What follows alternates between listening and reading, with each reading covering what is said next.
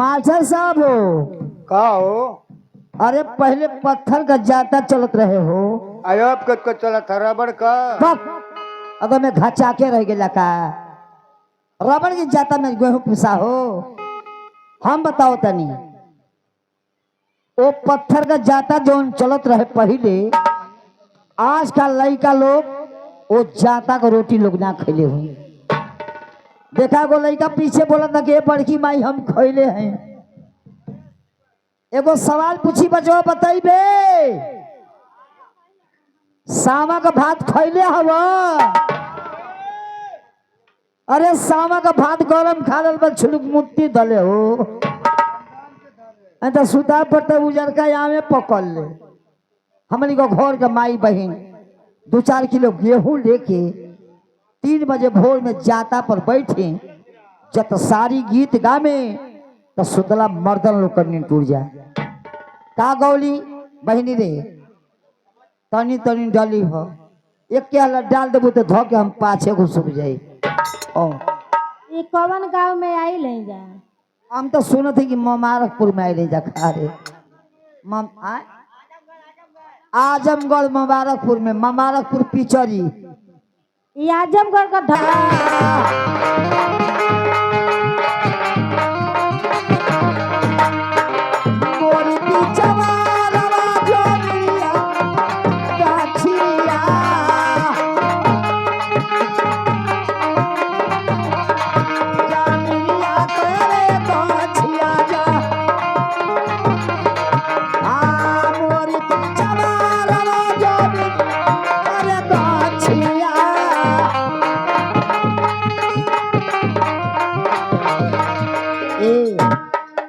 काहे जतवा भारी चलत रे तोर जाता तो तू न जनबी।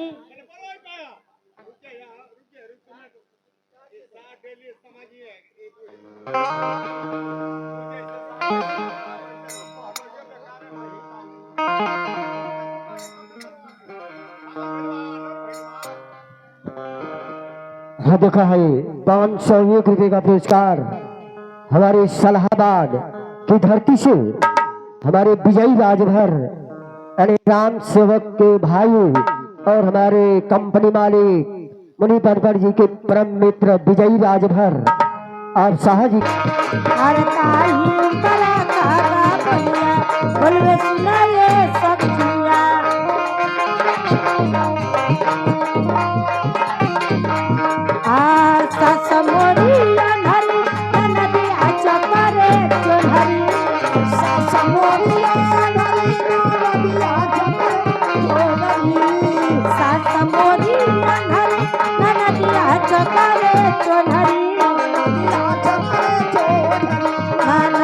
चकारे चोनहरी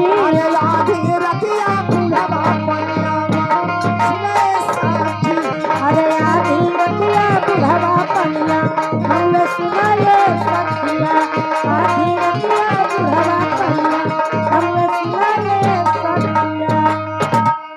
हाँ देखिए हमारे मंगरू राजभर और शाह जी की तरफ से बहुत सुंदर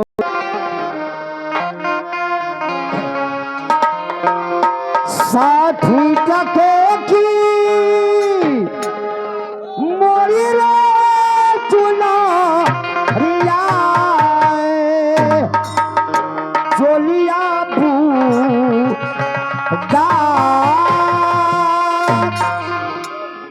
लचकी लचकी जाबे चलिए बजारिया सैरा लोग करली मजा हरियाईल